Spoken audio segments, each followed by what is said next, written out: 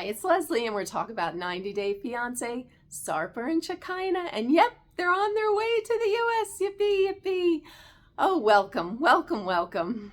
And good news, they weren't detained. I mean, I guess Shekinah's had some issues getting detained at the airport because she doesn't look like her passport photo anymore. Oh, good God. Usually they detain me because of all my surgeries. I don't look like my passport anymore. She's a true California girl. Yep. I mean, holy shit, when you don't look like yourself anymore, that is so scary, so scary. But yep, she's had some work done. But you know what? She looks great. I don't know what she looked like before, but she does look beautiful, other than the lips. The lips, it's a little bit too much to me. I take it down a half a size. I think she'd be good, but her body's banging perfect. I don't know if she's had work on that, but I mean, she looks good, but yeah. Maybe the top a little bit too big. I mean, whatever. Is it just me, or Sarper, he does not look happy about this. Like he's in love, but he's not thrilled with this whole situation. But they made it to the U.S. Lucky us. Okay, wait, pull over here. I have to do something. Come here. Come here. We're in the U.S. You can really kiss me now. How does it feel? No one is staring at us. No one's staring at us. It's normal. And so starts the 90-day countdown to the glorious nuptials, the wedding. Ah, how exciting is this? I don't really feel like 90 days is enough time. It's maybe enough time for Sarper to decide if he likes living in the U.S., but we're still early on in our relationship, and I would prefer to wait longer before walking down the aisle. Well, if that isn't a glowing sign of confidence, oh yeah, 90 days is not enough. You've been dating for 3 years, granted, back and forth and all the thing. Well, only fourth. He has not come back to the U.S., so this is it. But 90 days not long enough, and I would agree. But Shekinah's the boss now, and that boss role is going to be the downfall of their relationship. He's a self-proclaimed alpha male, which I think will make it really hard for him to live in my home under my terms. Then why don't you let up? Like, why don't you give him a little control? I don't understand. She's going to run this into the ground, and knowingly. And what would it be without some weird California people in this, you know? So they come back and they have to pick up her dogs. I didn't even know she had 2 dogs because she only brought the one dog over. I'm like, was the other dog not worthy to come over to Turkey? I was kind of like, that was sad. But anyway, she picks up her 2 pooches and at a freaking mansion. And that is California, so I don't know how they hook up, because Shekinah does not seem like she's living high on the hog at all, and then has this really super wealthy friend, but okay. And she's a wackadoo, just like California people. She's got pets that are cows, which is just kind of mean. Cows don't belong inside. They're not domesticated like that. And to call them ribeye is a little insulting. I mean, is it just me, or is that like, that's insulting. That's insulting. Don't call him ribeye. I mean, that's like scarring to him if he knows what exactly that's about. But no, that was awful. And then they go back to the house, and we're starting to get into the nitty gritty of what is going to be their life in glorious California, which is so expensive to live in. And it is not going to be fun. It is a small freaking apartment, and she works out of that apartment with all that face stuff and equipment and lasers and Lord knows all the things, the injections and stuff they do in California and stuff. She got all the equipment working out of her house. Like, why doesn't she have like a facility that you go to? I mean, I guess it's to keep costs down. So she is not loaded for sure. So this is the kitchen, but we can't really cook like food here because I'm seeing clients and I don't want the place smelling like food. Oh man. Not cooking in a house? What the I mean... You can't cook there? Like what?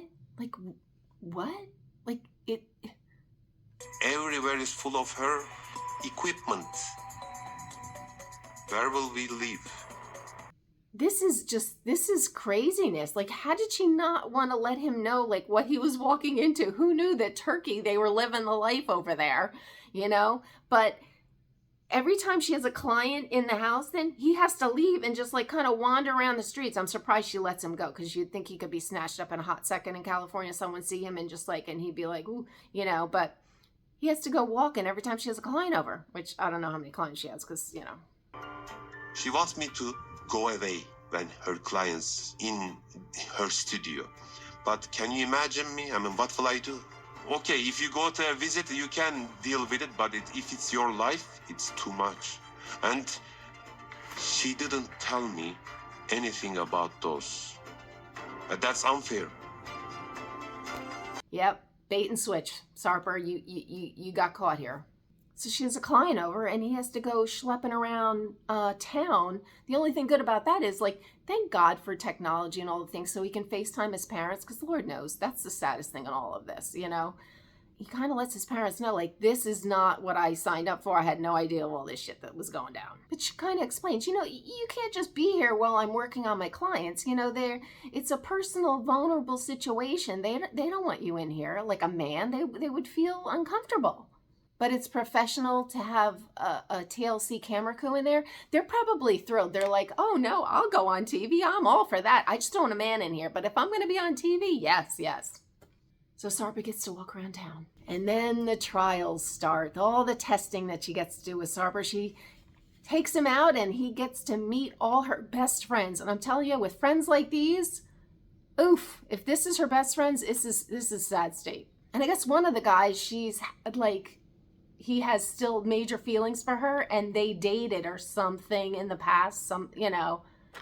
If that situation was reversed, Shekinah would never put up with that shit. Sarper couldn't have a friend that he dated in the past, yet here he's going to have to deal with this one.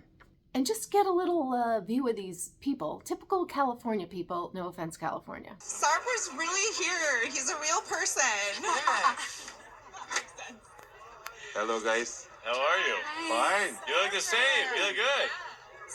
They look like they've also had a big old bucket of plastic surgery, if you ask me. I mean, that one guy, oh my God, he didn't even look, it's not attractive. It's not attractive. But the foreigner guy, the one that dated Shekinah, he looks kind of normal. So I don't think he's been Californianized yet. He doesn't look like he's gone under the knife. But anyway, let's press on. But here's Dan letting us know that I guess it's been more than platonic with Shekinah. We went on dates. And yeah, some interesting stuff happened. I mean, we've done more than just kissing back then. If the roles were reversed, Shekinah would never put up with this shit. So I guess this Dan guy still feels like he's the best person for Shekinah, and he thinks Sarper is bullshitting her and is just taking him for a ride. And he doesn't want to be there, so why would he do this? He doesn't want to live in the U.S. Makes no sense. It's going to be a rocky road for them. I mean, I think he's going to get real sick of Shekinah calling all the shots, and this is going to run its course. And passion can only take you so far, I'm thinking, and it's going to run out. And I think he's going to go back, because I cannot see him signing up for this for a lifetime under her wing of control. But anyway, I follow this nonsense every week.